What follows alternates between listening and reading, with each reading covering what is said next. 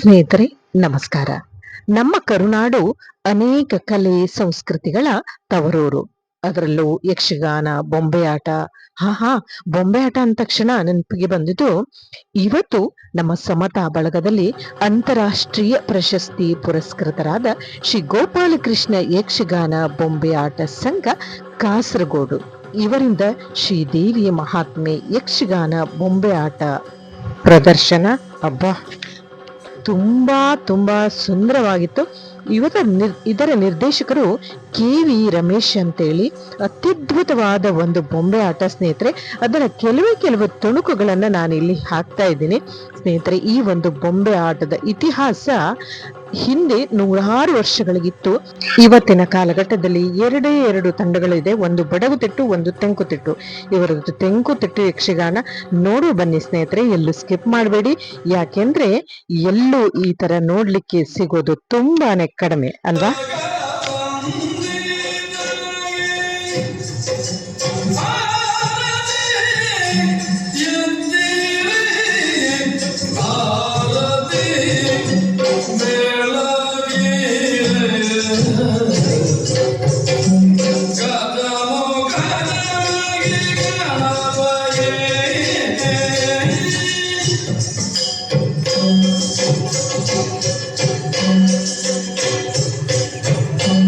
ಯಕ್ಷಗಾನದ ಕಥಾ ಪ್ರಸಂಗ ಶ್ರೀದೇವಿ ಮಹಾತ್ಮೆ.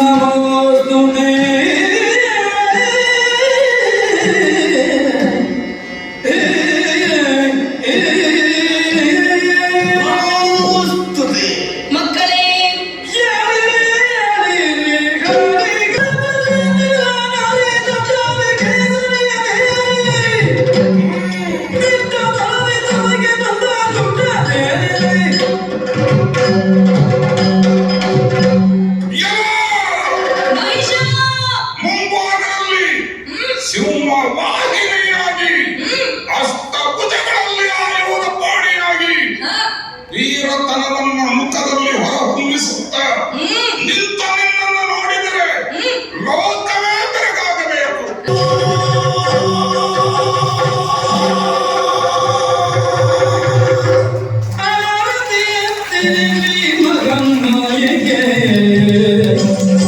ಅದ್ಭುತವಾಗಿ ಮೂಡಿ ಬಂದ ಶ್ರೀದೇವಿ ಮಹಾತ್ಮೆ.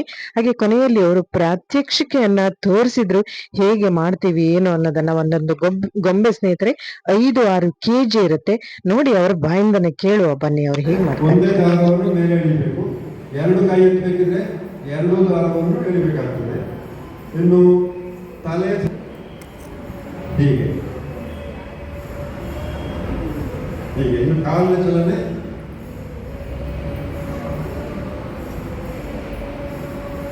ಇದು ಕಾಲಿನ ಚಲನೆ. ಹಾಗೆ ಗೊತ್ತಬೇಕು, ಯಕ್ಷಗಾನದ ನಾಟ್ಯ ಅಭಿನಯ ಎಲ್ಲ ಗೊತ್ತಬೇಕಾದ್ರೆ ಹಾಗೂ ಅರ್ಥ ಎಲ್ಲ ಗೊತ್ತಿದ್ರೆ ಮಾತ್ರ ಈ ಗೊಂಬೆಗಳಿಗೆ ನಾವು ಜೀವ ಕೊಡ್ಲಿಕ್ಕೆ ಆಗ್ತದೆ. ಆದ ಕಾರಣ ಇದು ತುಂಬ ಕಷ್ಟದ ಕೆಲಸ ಇದು. ಆದ ಕಾರಣ ಈಗ ನೋಡಿ, 100 ವರ್ಷ ಹಿಂದೆ ಅವಿಭಜಿತ ದಕ್ಷಿಣ ಕನ್ನಡದಲ್ಲಿ 30ಕ್ಕಿಂತಲೂ ಹೆಚ್ಚು ತಂಡ ಇತ್ತು ಅಂತ ವಿದ್ವಾಂಸರು ಹೇಳ್ತಾರೆ. ಅದೇ 1981ರಲ್ಲಿ ನಮ್ಮ ತಂಡ ಆರಂಭ ಆಯಿತು. ಆಗ 8 ತಂಡಗಳಿದ್ದವು. ತೆಂಕುತಿಟ್ಟಲ್ಲಿ 3 ತಂಡ ಇತ್ತು, ಬಡಗತಿಟ್ಟಲ್ಲಿ 5 ತಂಡ ಇತ್ತು. ಆದರೆ ಈಗ 2 ತಂಡಗಳು ಜೀವಂತವಾಗಿವೆ. ಒಂದು ತೆಂಕುತಿಟ್ಟ ನಮ್ಮ ತಂಡ ಹಾಗೂ ಬಡಗತಿಟ್ಟಿನ ಕುಂದಾಪುರ ತಂಡ. ಹಾಗೆ ಇದೊಂದು ಅಳಿವಿನಚ್ಚಿನ ಕಲೆಯಾಗಿದೆ. ಹಾಗೆ ಇದನ್ನೆಲ್ಲ ಎಲ್ಲ ಕಲಾಭಿಮಾನಿಗಳು ಪ್ರೋತ್ಸಾಹ ಕೊಡಬೇಕು. ಇಲ್ಲಾದರೆ ಕ್ರಮೇಣ ಭೂಮಿಯಿಂದ ಅಳಿದು ಹೋಗುವಂಥ ಒಂದು ಸಂದಿಗ್ಧ ಪರಿಸ್ಥಿತಿ ಉಂಟು.